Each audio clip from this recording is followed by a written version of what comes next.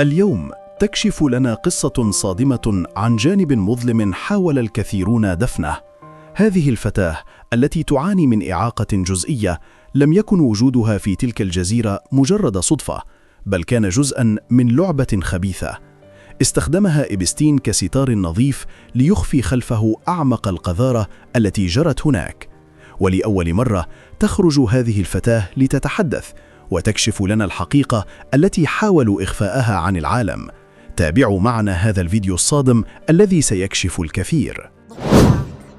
في حياتي كلها لم يستغل أحد من ذوي الاحتياجات الخاصة كما استغلنا في تلك الجزيرة، لا في الحروب ولا في المجاعات ولا في الشوارع التي يتعاملون معنا فيها كعبء.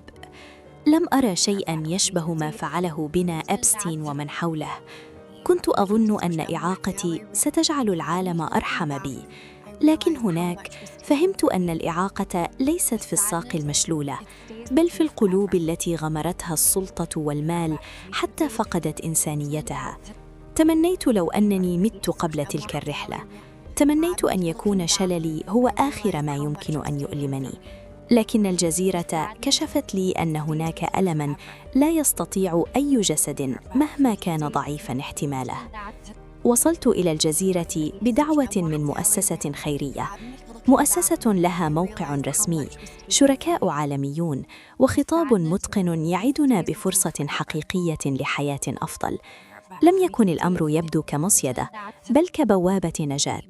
عندما وصلنا استقبلونا بابتسامات عريضة، أخذوا عكازي برفق وقالوا لي ولغيري: هنا أنتم لستم معاقين، هنا ستعيشون كما يعيش الآخرون. هنا سنعطيكم علاج، تدريباً، بل وحتى زواجاً.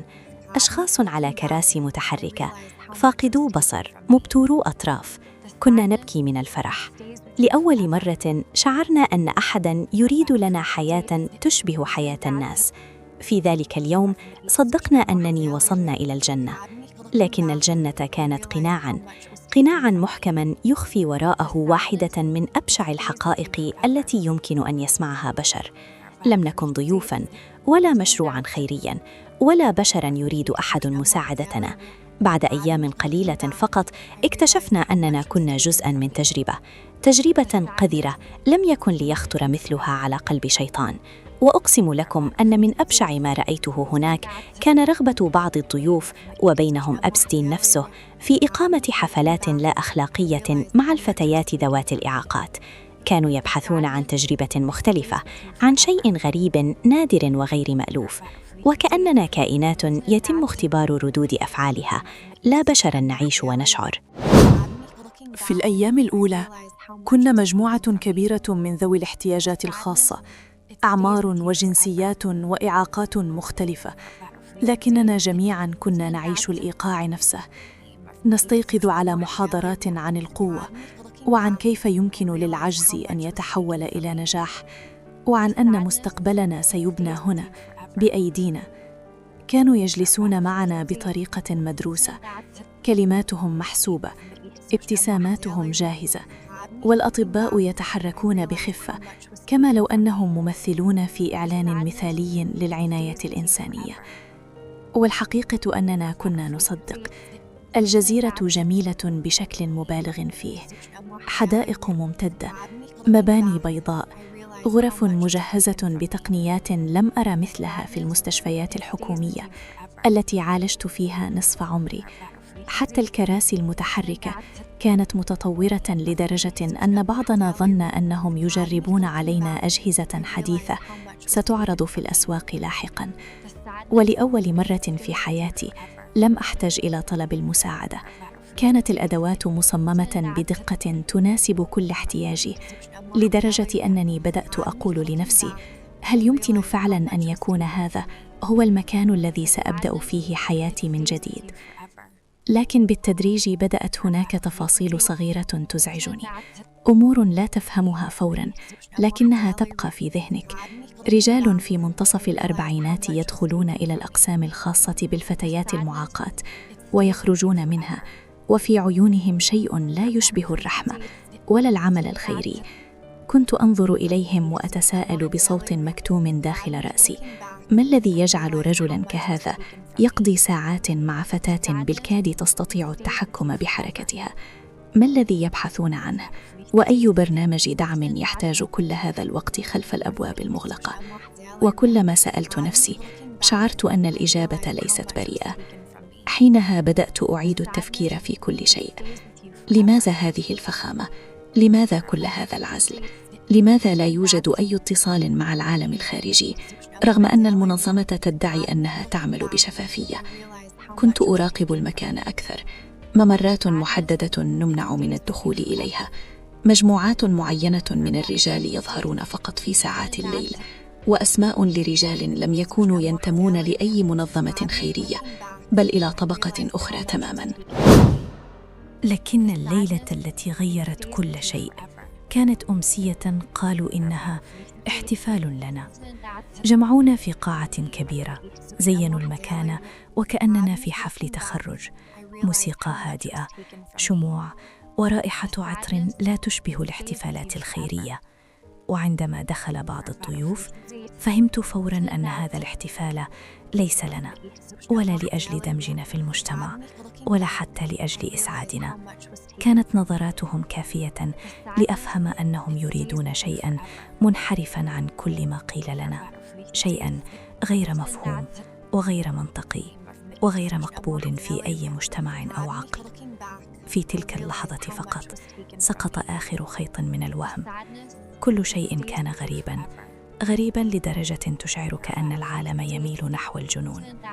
القاعة كانت مزينة وكأننا في احتفال ضخم، إضاءة ناعمة، موسيقى راقية، طاولات مستديرة عليها أسماؤنا مكتوبة بخط جميل. أسماؤنا لأول مرة تكتب بطريقة تجعلنا نشعر أننا مدعوون لا مرضى. لكن شيئاً ما لم يكن طبيعياً، شيئاً في طريقة توزيع المقاعد، في اختيار الفتيات، في نظرات بعض الرجال الذين كانوا يتحركون وكأنهم يعرفون سيناريو لا نعرفه. بدأ المضيفون يطلبون منا المغادرة إلى مجموعات صغيرة. قالوا إنها نشاطات تعارف، لكن طريقة فصلنا كانت دقيقة للغاية، دقيقة لدرجة أنني أدركت أن الأمر ليس عشوائياً كما قالوا. قاموا بعزل الفتيات ذوي الإعاقات الحركية في زاوية معينة، وأبعدوا الفتيات ذوي الإعاقات الأخرى إلى أماكن مختلفة. كانت حركة محسوبة، ليست تنظيمية بل انتقائية. في تلك اللحظة بدأ الخوف يتحرك داخل صدري، ليس خوفاً واضحاً بل شيئاً يشبه صوتاً خافتاً يقول: هناك شيء غير صحيح هنا. ثم دخل بعض الضيوف المهمين، رجال كانوا يتحدثون همساً، يضحكون بطريقة لا تشبه أي احتفال خيري. والأغرب أن كل واحد منهم كان ينظر إلى الفتيات كما لو أننا جزء من عرض ما، ليس عرضاً فنياً بل عرضاً بشرياً. من تلك النظرات فهمت أول خيط من الحقيقة. نحن لسنا هنا للاحتفال، نحن هنا للعرض. يعني قبل تلك الليلة، عندما كنت أرى رجالاً يدخلون أقسام الفتيات المعاقات في أوقات متأخرة، كنت أقول لعله جلسات دعم نفسي أو ربما مساعدات خاصة. لكن في تلك الليلة سقط التفسير الأخير. المسؤولة عن القاعة أمسكت بذراع فتاة تجلس على كرسي متحرك بجانبي. نظرت إليها كما لو أنها تفحص بضاعة، ثم قالت لأحد الرجال: هذه تناسب المجموعة الخاصة. المجموعة الخاصة، هكذا سموها. كلمة واحدة كانت كافية لتنهار الصورة أمامي. لم تكن أمسية تعارف، لم تكن دمجاً، لم تكن دعماً. كانت مناسبة انتقائية موجهة لرجال يبحثون عن شيء قدر، شيء يرتبط بالسيطرة على الضعف، بالفضول المريض تجاه الألم. إحدى المنسقات اقتربت مني، نظرت إلى ساقي المشلولة، ثم سألتني: هل تستطيعين الوقوف قليلاً؟ سؤال بسيط، لكنه كان يحمل معنى لم أفهمه. هل كانوا يريدون تصنيفنا؟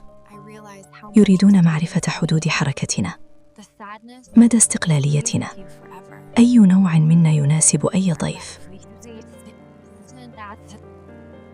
في تلك اللحظة شعرت لأول مرة بأنني لست إنسانة، بل خانة في جدول الرجال. جلسوا في الصفوف الأمامية ينظرون إلينا كما لو أننا تجربة اجتماعية، يبتسمون، يدونون ملاحظات، يطلبون أسماء معينة ليتم نقلها إلى غرف جانبية، وفي كل مرة ينادون فيها اسم فتاة كان قلبي يتوقف. كنت أعرف أنها ذاهبة إلى مكان لا عودة منه. كنت أريد الصراخ لكنني لم أستطع. لم يكن الخوف فقط بل الصدمة. لم أستوعب أن كل ما رأيناه في الأسبوع الأول كان خدعة ضخمة. في تلك الليلة فهمت أن الجزيرة ليست مؤسسة خيرية، كانت مختبراً بشرياً، مختبراً لاختبار الضعف، مختبراً لرؤية كيف ينكسر الإنسان عندما لا يستطيع الوقوف أو الهروب. ومن هنا بدأ الكابوس الحقيقي.